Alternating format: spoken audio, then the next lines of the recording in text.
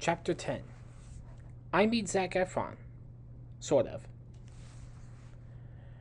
We wandered through the woods on the edge of the highway, hoping to grab a restaurant or hotel where we could grab a bite and plan our next move. After walking for a while, we finally saw some lights up ahead. Unfortunately, it turned out to be neither a hotel nor a restaurant. Instead, it was a tourist attraction, Madame M's Wax Museum. It seemed odd that there'd be a wax museum in the middle of nowhere, but we decided to stop in, because it could be less boring than walking in the woods. As we looked at the wax statues of celebrities, I began to notice something odd.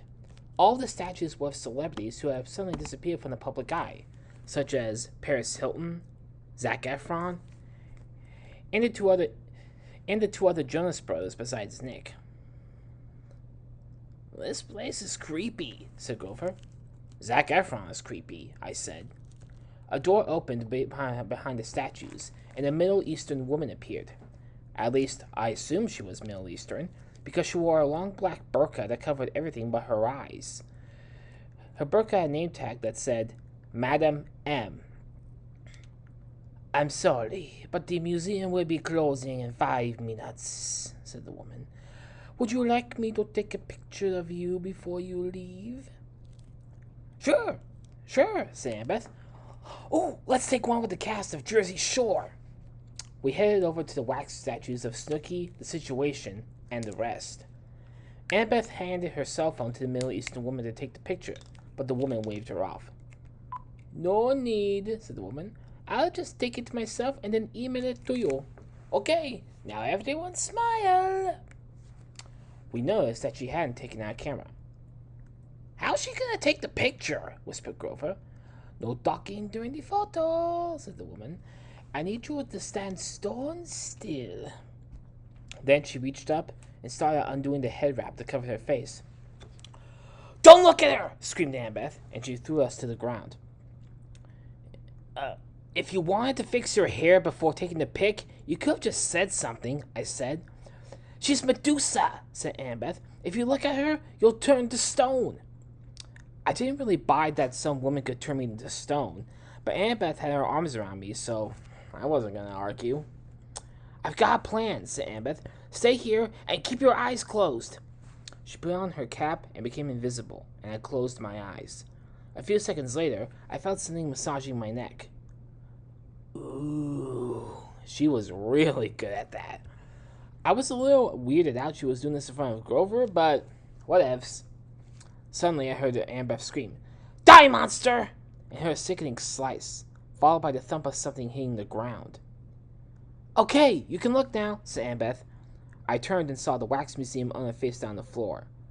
You killed the museum owner?" I said. "You mean Medusa," said Annabeth. I knew you were the one she was really after, so I snuck up right behind her when she was right next to you, and then used the sword Chiron gave you." "Holy moly, you killed the museum owner!" I said. "Do you know how much trouble we're in? Well, actually, you're in, because I'm telling the police I had nothing to do with it." "Percy, Annabeth's right," said Grover. "That was really Medusa." "Yeah, I'm sure that'll satisfy a jury," I said. "Hey, sorry we killed that Middle Eastern woman. Oh, we thought she was Medusa." But then I noticed that the hair on the woman's head was still moving, and when I looked closer, I saw why. Her hair was made of snakes. "Are those what was touching my neck?" I said. "Yep, poisonous cobras," said Grover. "You're lucky they weren't hungry." I didn't feel so bad anymore about Annabeth killing the museum owner. If the woman was going to legally keep poisonous snakes at her workplace, customers had every right to defend themselves. "Thanks for protecting me," I said to Annabeth. "I owe you one." You don't owe me anything," said Annabeth. "But if you really want to pay me back, how about taking a picture of me and Polly D?" Chapter 11. My sightseeing trip is ruined by selfie takers. It had been a long day, and we were pretty exhausted, so we found a back office at the museum with some couches and went to sleep. I guess I slept for a while, because when I woke up, a note was taped to my arm. "Meet us outside, sleepy face. Annabeth and Grover."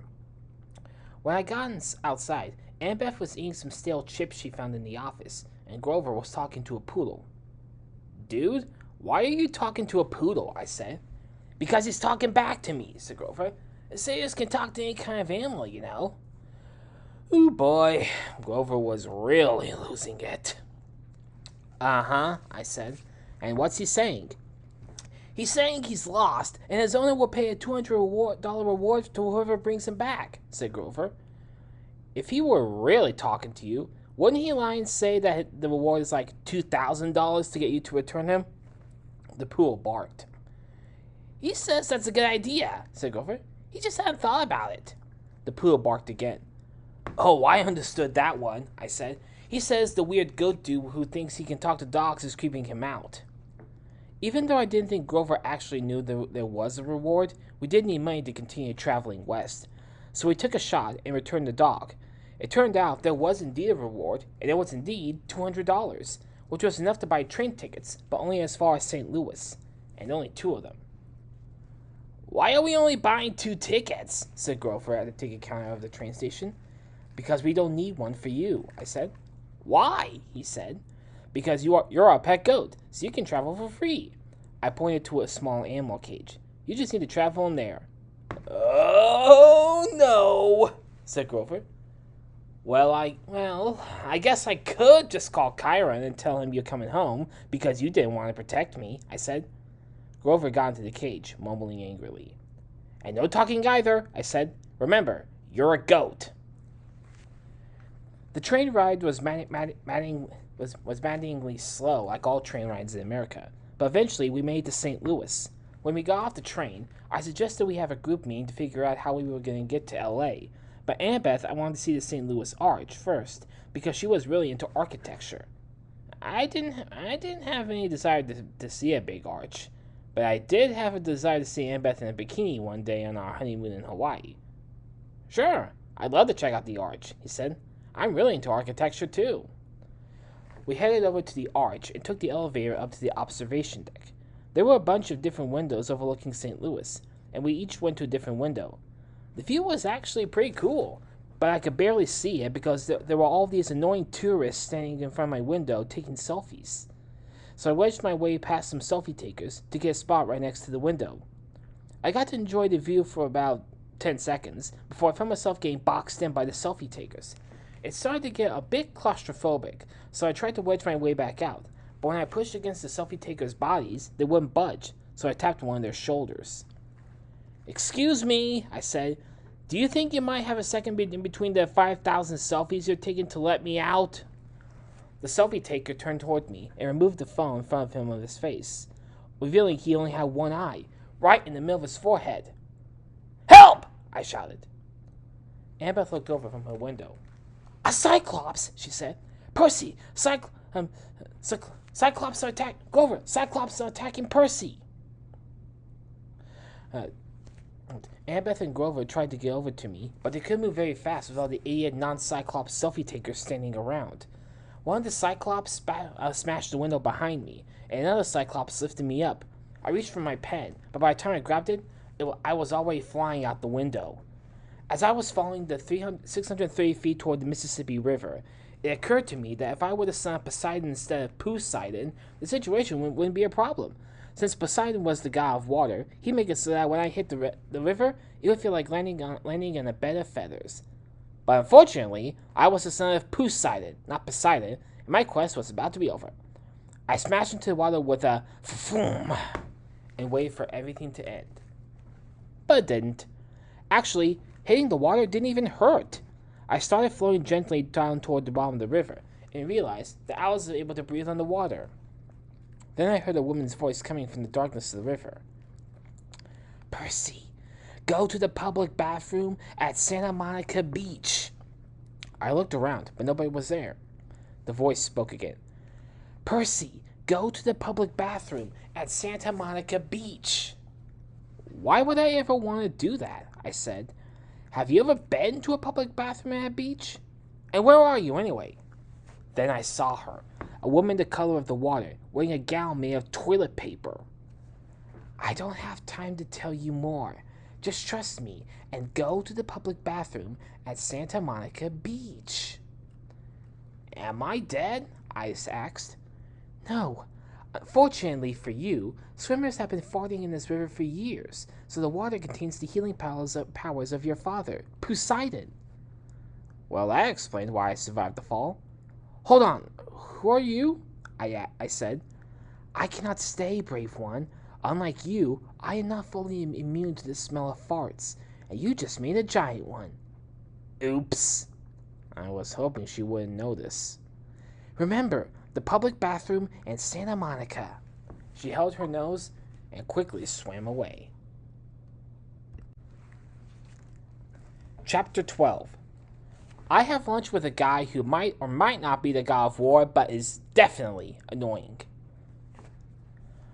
I swam up to the surface and found Annabeth and Grover, who'd been frantically watching the river looking for any sign of me. You're alive, said Annabeth. No thanks to those stupid one-eyed tourists, I said. Percy, those weren't tourists, said Grover. Those were Cyclops, one-eyed creatures from Greek mythology. I admit that after all these weird incidents, I was starting to question whether mythological creatures might indeed exist. But I was much more concerned with the fact that my quest today Annabeth had been completely stalled. We need to get moving again. So, anyone have any idea how we're going to get to L.A.? I said. I got nothing, said Annabeth. Why don't we just call Chiron and ask him what to do, said Grover. Good thinking, I said, and pulled out my phone, but Annabeth grabbed it away. Chiron said we can't use our phones because monsters can track them, remember? Said Annabeth. Then how are we supposed to call him? I said. There's another way we can call, said Grover. We just need 75 cents. But we were completely broke. Then I had an idea. See the amazing goat that can do math, I shouted. Only 75 cents! A little girl and her dad came over. Can he really do math? Said the girl, pointing at Grover. Darn right he can, I said. Give him a problem. Okay, what's 3 plus 5? That's easy. 8, said Grover. The girl's jaw dropped, as did her dad's. That was just me doing a little ventriloquism, I said, and elbowed Grover hard on the shoulder. Yeah, but seriously, give him another problem. All right, said the girl. What's 7 plus 2? Grover began counting out with his hoof, and he stamped the ground 9 times. See? He got it right, I said. The dad handed me a 5 and didn't ask for change, and hustled the girl away. I think he was still in shock of us seeing Grover talk. Grover led us around the block to one of those self-serve car washes with the water hoses. He got change for the 5, put 75 cents in the machine, and grabbed a hose and started spraying water in the air. What are you doing? I said. I aming, he said. I looked at Annabeth and made the cuckoo sign. IM stands for iris messaging, she said. The rainbow goddess Iris allows us to send messages through rainbows. I looked back at the spraying water and saw that rainbow was beginning to form in the spray. Inside the rainbow, I began to see the familiar outline of the farmhouse at Camp Halfwood. The scene gradually got clearer, and finally, it was as if the farmhouse was right there next to us. Hello, I said. Chiron, can you hear me? A person appeared in front of the farmhouse and squinted at us, but it wasn't Chiron. It was Luke. Percy, is that you? Said Luke. Hi, Luke, I said. Is Chiron there? He's actually teaching a class at the moment, said Luke. Hey, is that Annabeth next to you? It's a bit hard to see. Can I say hi? Sure, I said. I'll hold the water closer to her so you two can talk. I grabbed the nozzle from Grover and positioned the spray in front of Annabeth. Hey, girl. Hey, girl, said Luke flirtatiously. Annabeth giggled. Hi, she said, blushing. I started unsqueezing the nozzle trigger intermittently, so that the water only came in short bursts. Annabeth? Annabeth, where'd you go? Sorry, Luke, I said. It looks like we're having an issue with the water pressure.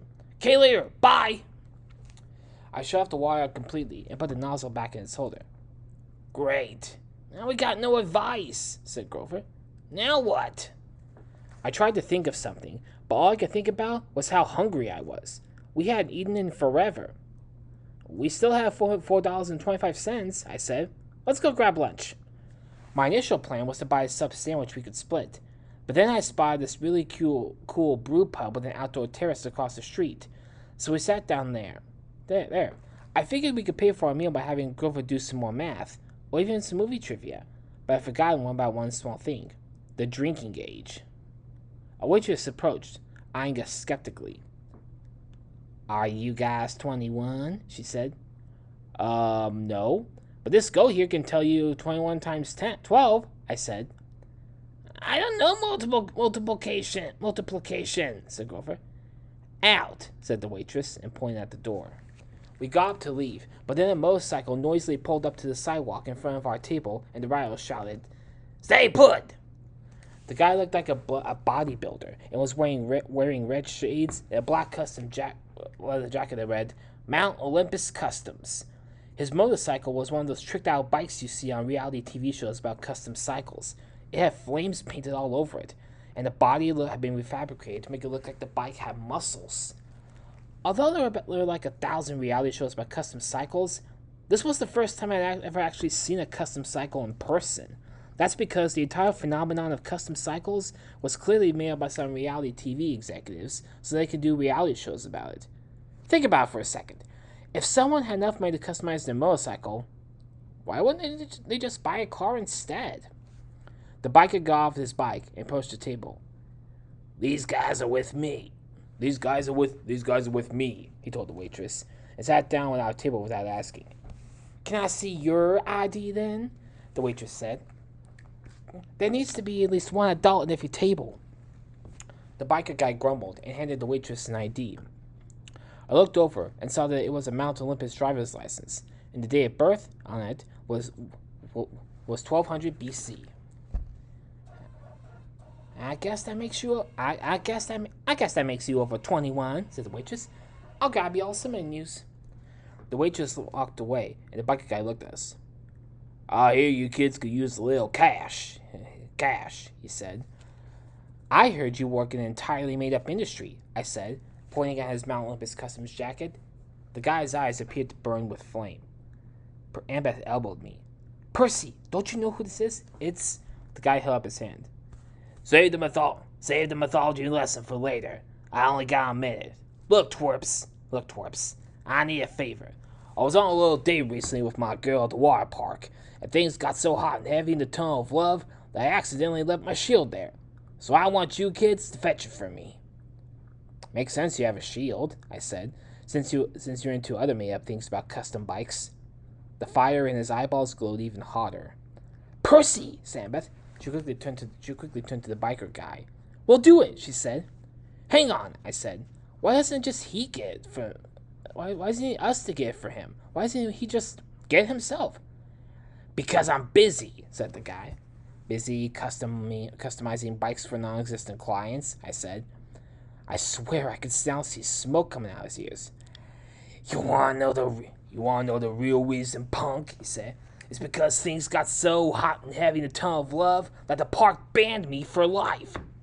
Nice, I said, fist bumping him. Why didn't you say so? I'm happy to help a fellow bro out. You twerps meet me back here in 24 hours, the guy said. No shield, no reward, and very possibly a tail whooping. Later, lamos. The guy got on his fake custom bike and drove off. Percy, are you crazy talking to him like that? Said Annabeth. That was Ares, the god of war. Look, not everyone is a god or a monster, okay? Well, if he's not a god, who is he? Said Grover. A guy who's too ashamed of owning a shield to go back and pick up himself, I said. I don't know, said Annabeth. I still think that was Ares. Me too, said Grover. Wonderful. Good for you, I said. The bottom line is, whether or not he's a god, and he's not, retrieving his stuff is the one way to save our quest. The waitress turned to the table. You guys want to order anything? She said. Your friend already took care of it. Awesome! I'm famished, said Grover. I'll have 2 large orders of garbage, please. Chapter 13. I bubble my way out of trouble. When we got to the water park, there was a padlock on the gate, and the place looked like nobody had been there in years. We must be at the wrong water park, I said. No way that guy brought his girl here. Actually, it's the perfect spot for a god date, said Annabeth. Gods can't hang out anywhere people will see them. More like the perfect spot for a weirdo date, I said. So how are we going to get in? I'm on it, said Grover, pulling out the winged socks Luke had given me. But every time Grover tried to put the socks on, they just flew off. Great work. Thanks, Grover, I said. Annabeth ended up finding a hole in the fence, and we went inside and found the Tunnel of Love ride. The front of the ride was a pool surrounded by bronze statues of Cupid, but the pool was nearly empty, with only a couple of feet of dirty brown water inside. How romantic, I said. You think the shield's under the water? Only one way to find out, said Annabeth, and she climbed into the pool. After a few seconds of searching in the water, she found the shield, but as soon as she lifted it up, an alarm sounded, and something that looked like silly string squirted out the arrows of the surrounding Cupid statues. The stringy stuff folded down on top of Annabeth, trapping her. Oh, it's a trap set by the god Hephaestus, said Annabeth. I should have known. Hephaestus' wife, Aphrodite, was the one on the date with Ares, so Hephaestus set up this trap for when Ares came back to get his shield. I think it's just the park's security system, I said. Hey, this net is getting tighter, said Annabeth. Help! I wasn't about to pass up the opportunity to be trapped in a net with a girl as hot as Annabeth. Hold on, I'll save you, I said, and ran down to the bottom of the pool and got into the net with her. How is this helping? She said. I need to examine the net from the inside, I said. After a couple minutes of stalling while the net pushed us closer, I noticed the net was starting to get a bit too tight, so we really needed to figure out a way to escape. Go ahead, do something, I shouted at Grover. Grover looked around for a moment, trying to figure out what to do. Then he threw the winged socks down to us. What do we do with these? I said. Grover shrugged. Ow! This net is getting really tight, said Annabeth. Percy, what about your pen? I don't really see how a bean burrito is going to try to get us out of this. Just try it, she said. I somehow managed to wriggle the pen out of my pocket and twist off the cap. The pen transformed into a brand new bean burrito, and it took a bite. But all that happened was that I needed to fart. Congratulations! You are now trapped under a net with a guy who's about to take an enormous burrito fart, I said. Hope you're happy. Hurry up, said Annabeth, struggling to breathe as the net got tighter. Here goes nothing, I said, and farted. I still couldn't see how this was going to help us, but that's because I'd forgotten about the bathtub effect. Remember when you took baths as a little kid, and sometimes you fart in the bath and there'd be a bunch of bubbles? That's the bathroom effect. And I just happened to be sitting in a couple of feet of water at the bottom of the pool. So when I farted, it produced some bubbles. But the bubbles didn't just disappear like normal bubbles. Instead, they kept growing and growing. Soon, Annabeth and I were being carried upwards on the bubbles, higher and higher as the bubbles grew to enormous size. The higher we got, the more the net stretched. And finally, when we were well above the pool, the net broke, and we slid down one of the bubbles to safety. It worked, said Annabeth. No thanks to them, said Grover, pointing at the winged socks, which were frolicking in the pool like it was a bird bath. Leave him here and grab the shield, I said, because we got ourselves a reward to collect. Chapter 14. I barely escaped getting a chronic health condition. Here's your shield, wink wink, I said to the biker guy, as I handed him the shield in front of the brew pub. Nice work, twerps, said the biker guy. Now how about our money, I said. You know, I was thinking, he said, right? I could just give you the money, or I could give you something really special. Like what? I said. He went over to something in the parking lot with a shield over it. Presenting the Twerpmobile, he said, and lifted off the sheet to reveal a pink custom motorcycle with red polka dots. The bike had 2 side seats so it could fit 3 people, and the license plate read, 3 twerps. Check out the horn, he said. He hit the horn, which made a twerp twerp sound. Isn't this baby amazing? And it's all yours, courtesy of Mount Olympus Customs. Thanks, I said. Annabeth nudged me. He means thanks so much, Ares. We are eternally grateful. You're welcome, said the biker guy, glaring at me. Nice doing business with you. Later, losers. He got on his bike and rode off. Well, at least we now have transportation, I said. Now all we need is someone with a driver's license. It turned out that Annabeth had a chariot driver's license, so we let her drive. We weren't sure if this was technically legal, but we figured if she got pulled over, she was a hot girl, so they've only give her a warning. We hit the highway in the twerpmobile and drove for the rest of the day. Finally, it got dark, and we needed to find some place to rest. That place looks nice," said Grover, pointing to a swanky high-rise hotel that was coming up on the highway. "In case you forgot, we have a grand total of $4, I said. As we got closer to the hotel, we saw it had a flashing sign that said, "Kids stay free." "Bingo," said Grover. "I think it probably means kids with parents," said Annabeth. But as we got even closer to the hotel, we saw it had another flashing sign that read, "No parents required." We parked the bike and walked in. It was the coolest place any of us had ever seen. The entire lobby was a 10-story high video arcade and food court. They had every video game imaginable, endless big screen TVs, and rows of computers with high-speed internet. Snack racks and fountain soda machines everywhere, and each floor had all the popular fast food places, from burgers to pizza to fried chicken to tacos to ice cream. A guy wearing a green uniform came up to us. "Welcome to the Lotus Casino," he said. "Here are your free room keys." "Sorry," I said. "We won't be staying." "What?" said Annabeth. "Blah!" said Grover. "Look, it's obvious they use the free rooms to get you in the door," I said. "Then they charge you to use all the awesome extras, and soon your bill is thousands of dollars." The man in the uniform laughed. Maybe some places like that," he said. "But here, all the extras are free. Just pay for everything with these." He handed us each a green plastic card that said Lotus Cash. "So would you like me to show you to your rooms?" "I think the rooms can wait," I said. "Time to play!" We hit the arcade, and it was the most fun I had ever had in my life. Free pizza, then video games, then free candy, then more video games, then free soda refills, then more video games. Making myself obese was a blast. It sure was fun letting my mind and body waste away while participating in completely sedentary leisure activities whose significant Chapter 15. I am given a magic roll of toilet paper. When we got outside the hotel, we spotted a newspaper machine and checked the date on the paper. It turns out we've been in the hotel for 4 days. "We only have 12 hours to get to L.A., said Grover.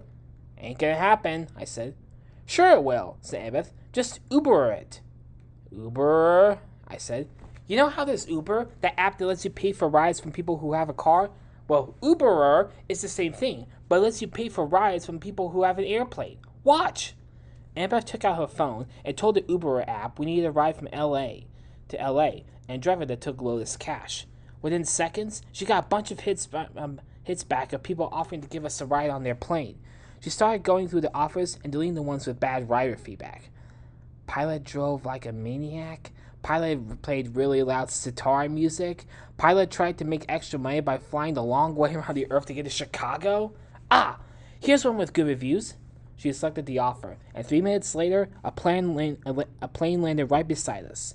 Annabeth and I boarded the plane, but the pilot stopped Grover when he tried to get on. "Sorry," said the pilot. "All animals must travel in the cargo hold." We gave Grover a sweater so he wouldn't freeze in the cargo hold, and the plane took off and headed for L.A., with just me and Annabeth in the cabin.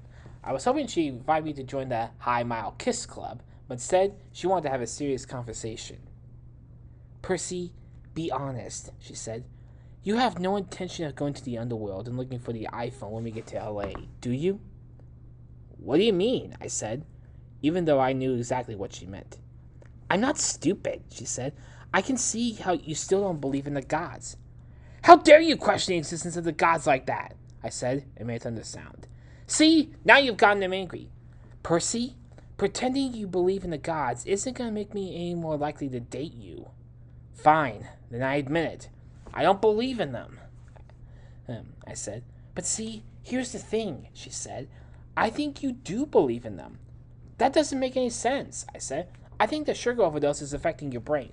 "Actually, it makes perfect sense," she said. "You've seen more than enough to convince you that the gods are helping you out.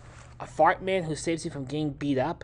Hands made of mud that disarm your enemies? Bubbles that grow bigger than a swimming pool? Do you really think these things are happening without any help? Sure, there's been help, I said. Help from the special effects team at Camp Halfwit. I know you don't really believe that, she said. The truth is, you know that the gods exist, but you don't want to admit it. Oh, really? Why is that? Because you're scared of responsibility, she said.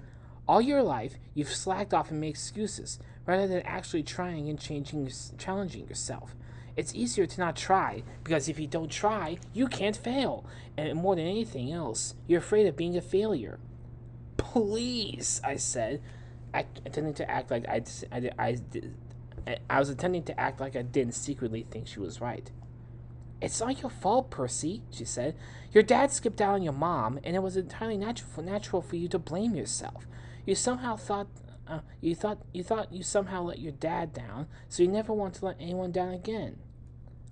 Maybe, I said. But what does this have to do with me believing in the gods? Well, if you were to admit that your dad is a god and that this quest is real, you'd risk letting him down if you fail, said Annabeth.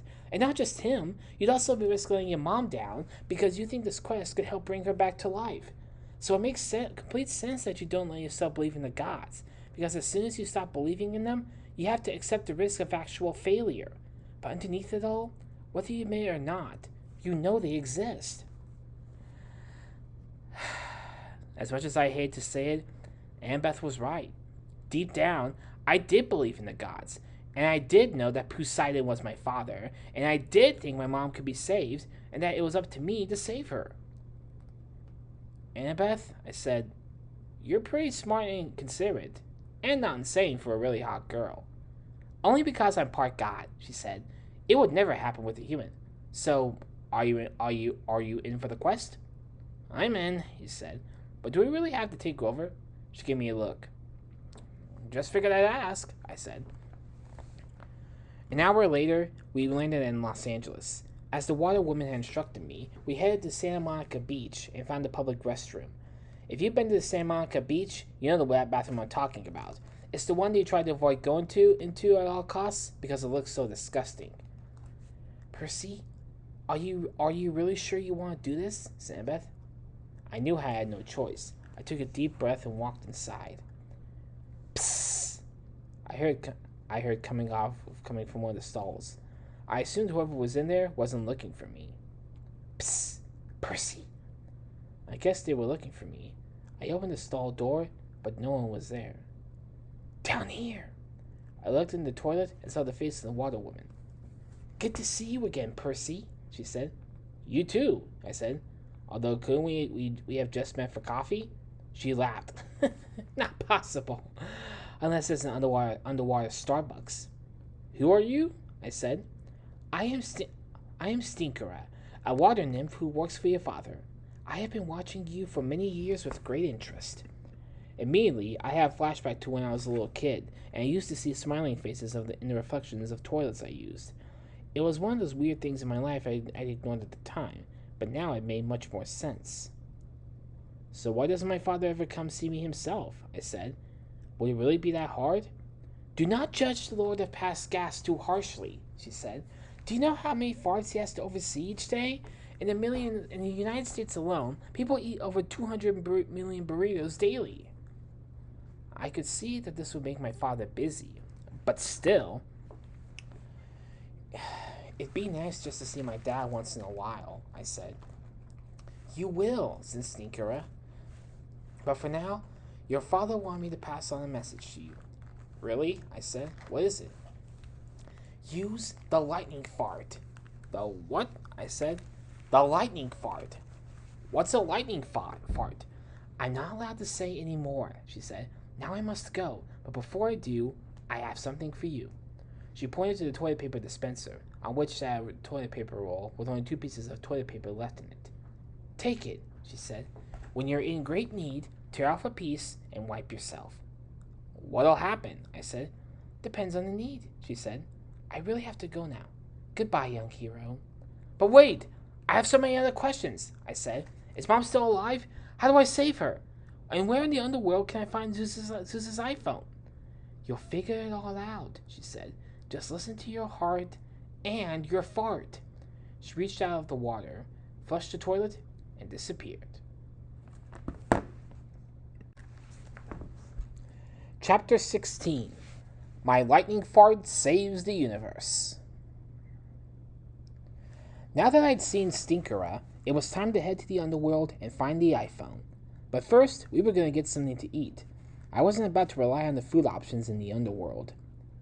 Los Angeles is known for its Mexican food, so we headed to a taco place. Unfortunately, they were all out of guacamole. That is, until I peeled off one of these pieces of toilet paper from the roll Stinkera gave me and wiped myself with it. The empty guacamole dish behind the counter magically filled up with tasty guacamole. Seems like that might not have been the best use of the magic toilet paper, said Annabeth. Hey, use it or lose it, I said, but you did have a point. So I decided against using the other piece to make the salsa extra spicy. With our stomachs full, we were now ready to hit the underworld. Kyron had texted us that the entrance to the underworld was located at a dance club called Club Hades. But when we got there, we saw that there was a velvet rope in front with bouncers, and a crowd of hundreds of people trying to get in. Uh-oh, said Grover. Looks like Club Hades is the most exclusive club in L.A. And I'm assuming we're not on the list, I said. I was trying to think of some possible way we can get in when the limos drove up to the club. It was immediately surrounded by paparazzi, and someone got out of the limo, holding a coat with their head over their head to keep from being photographed. The bouncers ushered the person past the velvet rope and inside the door. I guess you gotta be a celebrity to get in, I said. That wasn't a celebrity, said Annabeth. What do you mean? Next limo that pulls up, don't try to see who the person is when they get out. Just look at their feet. A minute later, another limo pulled up, and I focused on the person's feet. I was stunned to see that the feet were almost transparent. What the? They're spirits of the dead, said Grover. This club is just the front that lets the underworld have the entrance on Earth without anyone noticing. So you have to be dead to get in, I said. What do we do? Wait, I've got a plan, said Annabeth. She ran off, and 5 minutes later, returned holding a shopping bag from Hollywood Discount Coats. Then she looked at me and shouted, Hey, look! It's that missing kid from the car accident in New York! The photographer ran over, and light bulbs started going off everywhere. Annabeth handed us each a coat from her bag. Quick, put it on over your head, she said. When the bouncers saw that photographers were surrounding us and we had coats on our heads, they grabbed us and ushered us into the club. Inside, we saw a single hallway leading to an elevator with only a down button. I pressed the button and the elevator opened, revealing an elderly elevator operator with a name tag that said, Karen. Annabeth nudged me. It's Karen. Ferry to the underworld, she whispered. Going down, I presume. Going down, I'll presume. Said Karen. We nodded. He hit the Hades button on the elevator panel, and we started descending. I stifled a laugh. Check it out, I whispered to Annabeth and Grover. The guy's name is Sharon. Sharon. I thought the guy couldn't hear me, but apparently he could, because he stopped the elevator and stared at me. Sorry, that was rude, I said. It's not rudeness you should be apologizing for, he said. It's for saying a joke offered 5,000 times.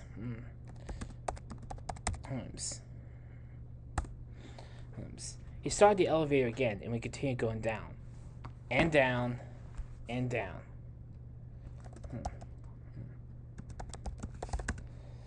Man, it's getting hot. I said, I can totally feel it's getting closer to hell.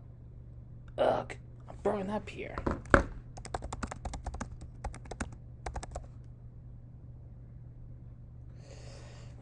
Ugh, I'm burning up in here. I took off. In here. I took off my shirt, wiped my brow with it. Overheating. Need water. Percy, the underworld in Greek mythology doesn't have fire anywhere, said Annabeth. It's more like this big dark room where dead souls stand around. It's actually cooler than the surface of the earth, because there's no sun. Can't understand you, I said, taking off more clothes. Too Hot for a brain functioning. Finally, the elevator slowed and stopped, and we got out. Finally, wow, this isn't like I thought hell would be at all, I said. It's more like a big dark room that's actually cooler than the surface of the earth. I immediately regretted leaving all my clothes besides my underwear on the elevator. Okay, first thing we need to do is head to Hades Palace, Annabeth. I don't think it's gonna be so simple, said Grover. I followed his gaze and saw that there's a sign with an arrow that said, Hades Palace, 1 mile. But in the direction of the arrow stood a 30-foot-high three-headed dog. The dog spotted us, and its 3 heads began barking like maniacs. That's Cerberus, guard dog of the underworld, said Annabeth. Its job is to keep leaving things out. Well, I guess all quests can be successful, I said, and turned around and started walking back toward the elevator. Percy, said Annabeth, stop being lame and start thinking of a way to get around this thing. I already thought of a way, I said, but unfortunately, we don't have a nuclear bomb. Said Grover. I can talk to regular dogs, so I wonder if I can talk to him. If so, I could try bribing him by offering to send him some premium dog food. I bet he's never experienced organic, grain-free dining. Being forced to eat organic, grain-free dog food is probably what got him that angry in the first place, I said, but his proposal did give me an idea. Hey, Grover, do you know how to say there's another dog right next to you in dog language? Sure, said Grover, but what good would that do? Just try it, I said. Grover walked slowly up to Cerberus and made a few barking sounds. Cerberus's eyes widened, and the 3 dog heads looked over each other like they never realized the others were there before. They immediately went to sniff each other's butt, which was, of course, the same butt. We made them sniff their own butt, I said. Percy, are you thinking the real reason why we did that? Said Annabeth. Run! We all ran under the distracted Cerberus. He barked once when we realized we were running by, but then went right back to sniffing his own butt. Nice job, Grover, I said. That almost makes up for the time you didn't keep my mom from getting killed, and the time you didn't keep Zeus's daughter from getting killed. Said Grover. We walked a mile and reached Hades Palace. It looked like an evil version of a medieval castle, and was guarded by skeletons dressed in military uniforms in different eras and countries. There were British Redcoat skeletons, Roman gladiator skeletons, American Marine skeletons, and one caveman skeleton holding a club. We tried to walk in front of the door, but the Redcoat skeletons moved in front of us, blocking our way. Come on, guys, I said. What harm are we going to cause anyone? We're 2 kids and a half goat. They weren't budging. Fine, be that way, I said. A nice job in that Revolutionary War. I heard a giggle, and looked over and saw an American Marine skeleton cover his mouth with his hand. Suddenly, he reached behind him and with the other hand and creaked open the side door. Come on, let's go, I said. I saluted the Marine and said, Semper Fi! And we entered the palace. We walked down a long corridor and came to a giant room, in the middle of which was a 20-foot-tall statue of a red guy in a goatee sitting on a throne. But then the statue's eyes blinked, and we realized it wasn't a statue, but Hades himself.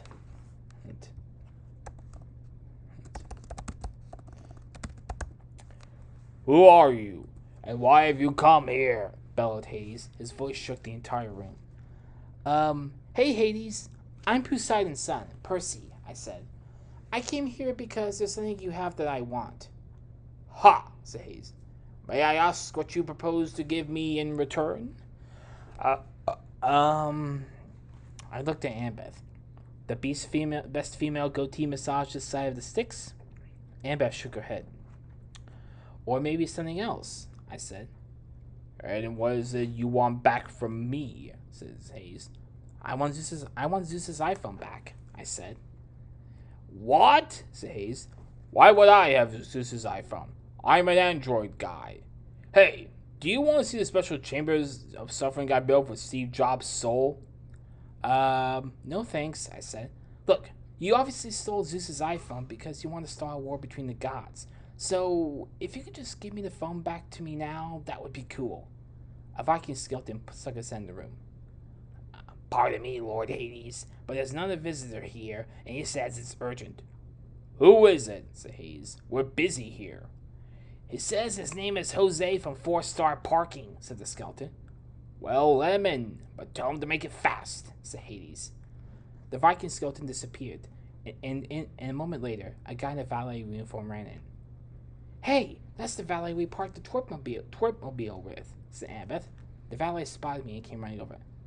"Senor, you left your phone in the motorcycle," said the valet. "I thought you might need it." He pulled out an iPhone and handed it to me. It wasn't a normal iPhone. However, the screen was shaped like a lightning bolt, and the model number was iPhone 300, whereas the current model was only iPhone 10. Clearly, it was Zeus's phone. "Thanks," I said, taking the phone. Annabeth elbowed me. Gracias." Annabeth elbowed me even harder. "Oh, sorry, I forgot the tip." I fished in my pocket and handed the guy $1. He walked away, looking unhappy for some reason. "How dare you!" roared Hayes. "You come into my palace and claimed I stole Zeus's iPhone when you had it all along." "We didn't have it, I swear," I said. "Ares gave us that motorcycle, and he must have planted the iPhone inside."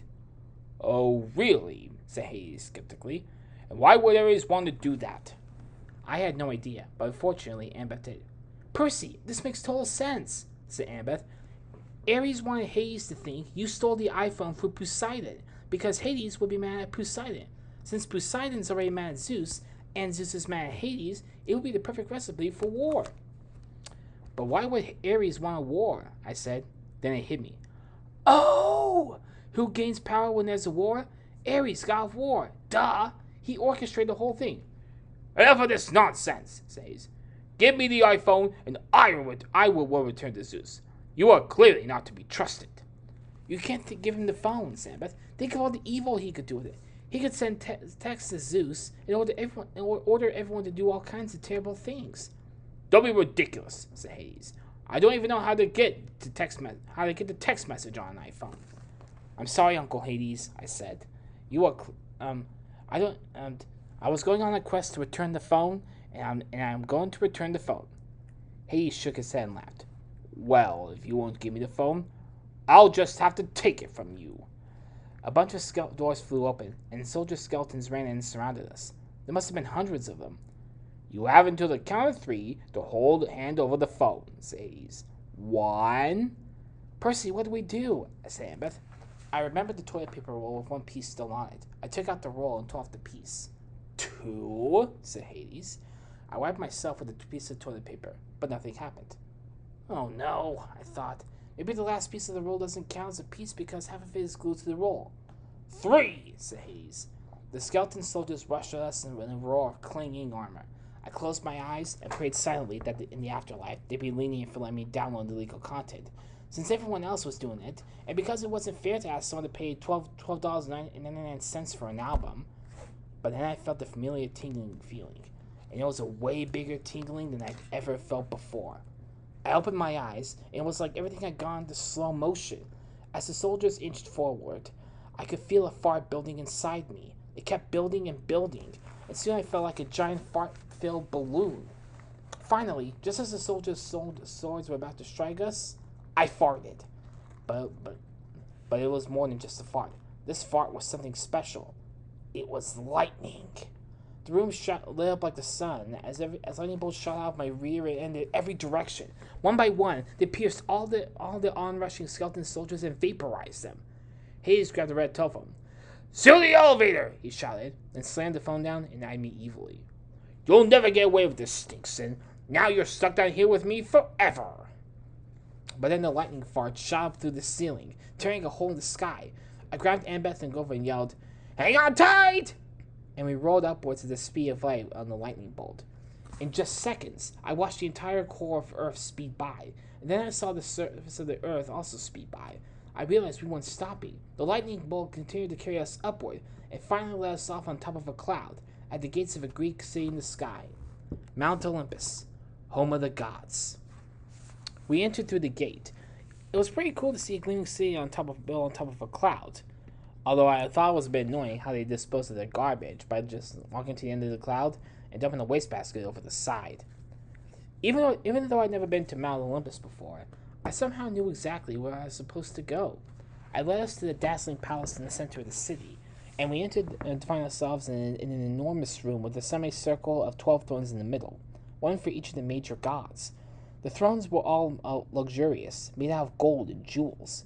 Only one of the thrones was occupied, the throne in the middle that was much larger than the others. I didn't need to be told who was sitting on this throne. Zeus. Then I noticed that at the end of the room, there was a 13th throne. Although the call the throne was a bit misleading. It was more like a folding chair. Rather than being made of gold and jewels, it was made of plastic. I didn't need to be told who was sitting at this throne either. Dad. Annabeth and Grover nodded to me and I approached the thrones alone. It felt a bit awkward seeing my dad for the first time, so I decided to talk to Zeus first. Uncle Zeus, I said, I've brought your iPhone back, and I handed him my iPhone. My iPhone, he said, and hugged the phone and started crying. Oh, I missed you so much. Are you okay? Well done, son, shouted Poseidon from across the room. I'm very proud of you. Oh, so you weren't proud of me before? I said. Is that why you just took off and never visited me? Or even wrote me a card? I'm very sorry about that, said Poseidon. But there's a reason I could... No! There's no excuse, I said. I couldn't believe he was actually trying to justify never visiting me. Even if he was my dad, he was a total jerk. And I was totally over talking to him. Zeus, I'm glad you got your phone back. But I gotta bounce, I said. Later, and turned to walk out. Actually, Percy, said Zeus, your father does have a good excuse. That excuse is me. I stopped and turned around. You? I said. I forbid Poseidon from contacting you, said Zeus, because I thought that if he tried to contact you, there was a risk that humans might find out about him. You see, I was closed-minded. I assumed that farts was something to be ashamed of. But your actions have showed me that farts are something to be proud of, and are worth even more than their weight in gold. Which is why at the next Council of Olympus, I will propose that Poseidon be made known to humans as the 13th god. Woohoo! I said. That's amazing! But I noticed that my dad wasn't nearly as excited as I was. Hey, Dad, isn't this good news? I said. Ask him when the next council meeting is, said Poseidon. When's the next meeting? I asked Zeus. In 10,000 years, said Zeus, a bit embarrassed. But I'm sure we can have a special interim session. Son, regardless of when the council happens, I thank you, said Poseidon. And thank you, Dad, for all your help with the quest, I said. I apologize for judging you without knowing all the facts.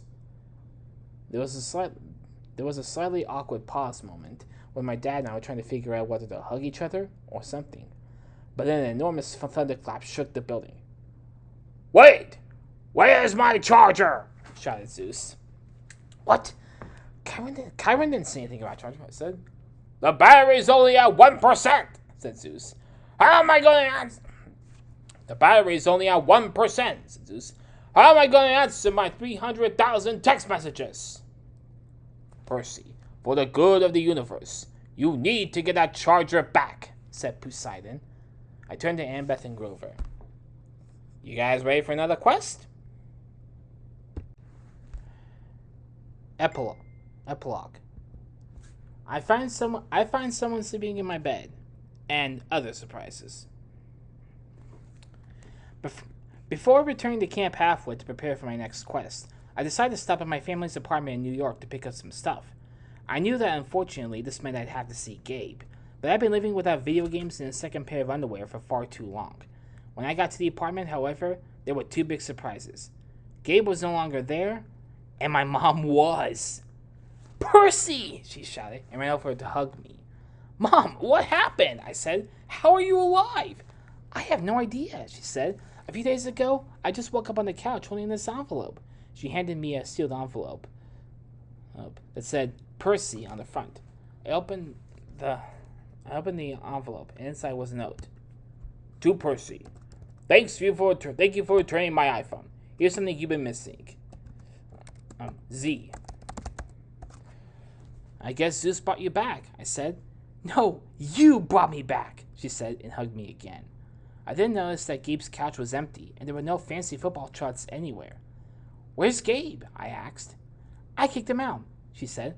"The only reason he was here was to hide you from the monsters. Once the monsters found you, I obviously didn't need him around anymore. He was fine with leaving. Anyway, because in exchange, I had your father put in a word for him with the fantasy football gods." "Wait, the fantasy football gods actually exist?" I said. "Of course," she said. "Now tell me all about your quest. I want to hear all about it." "I will," I said. "I just need to use the bathroom first." I'd forgotten to go before we left Mount Olympus. As I walked past the bathroom, I'm on my way to my bedroom on my way to the bathroom, I heard what sounded like snoring come from inside. I wondered if my mom had gone to dock since I'd been gone, and opened the bedroom door to check it out. "Percy, wait!" shouted my mom, but it was too late. I saw another kid sleeping in my bed. The kid kind of looked like a fat version of me and was wearing a Hawaiian shirt. He woke up and stared at me in groggy confusion. "Who are you?" he said. "Who are you?" I said. "I'm Percy," he said. "My mom lives here." "I'm Percy," he said. I said, "My mom lives here." Mom rushed in, obviously flustered. "Percy, meet your half-brother, Percy," he said. "Percy, meet your half-brother, Percy." "Half-brother?" I said. "You never told me you had any other kids." "I couldn't tell you," she said. "I had to keep all you kids separate from each other. That's why I sent you all away to different schools. If you met each other, you might have figured that out." "Figured what out?" I said. "And wait, did you say all you kids? Are there more kids than us too?" Mom sighed. "I guess you're finally old enough to hear this," she said. You know how gods are kind of like rock stars and that they're famous and charismatic and people worship them?" "Sure," I said. "Well, have you ever heard of the term groupie?" "You mean the hot girls who go to rock concerts and date all the rock stars?" I said. "Yep," she said. "Wait a second, Mom. You a god's groupie?" She shrugged. "I was super hot when I was younger. Every few weeks, the gods would send down eagles to find the prettiest girls in the world and drop invites at their door. The invites were to these amazing VIP parties on Mount Olympus. I'm telling you, they were unbelievable. Way better than any human party I've ever been to. So I went to one of the parties regularly, and now one thing led to another, and now I have a few kids." "A few?" I said. "How many exactly?" "Well, how many male gods are there?" She said. "What?" I said. Then it hit me. "So Percy's your son with Dionysus?" She nodded. I turned to Percy. "Did you know this?" I said. "I thought my dad was a shoe salesman named Herman," he said. "Why are you guys talking about gods in Mount Olympus and Dionysus? You're creeping me out." "I haven't told Percy who he really was yet," said Mom. "I'm sorry he's in your room, by the way. When I heard you went on a quest, I just assumed you'd never make it back alive, so I figured I'd have Percy live with me for a while." "What are you guys talking about?" said Percy. "What do you mean, whom I really am?" Mom looked at me. "You think you could explain it to him?" she said. "It'd probably be more helpful coming from you." I nodded. "As I said before, it's better to not know you're a halfwit. Way better." But the cat was out of the bag, and it was time for the student to become the teacher. I put my arm around Percy. "Percy, by any chance, does one of your friends have horns?" I said. "Yeah," he said. "How'd you know?" Mom smiled and closed the door, leaving us alone. I took a deep breath. If I was going to get Percy ready in time to join me on the next quest, I had a lot of work to do. The end. For now. If you like the lightning fart, please like and subscribe to Flick Street Productions. It'll take only a minute, and the gods will favor you.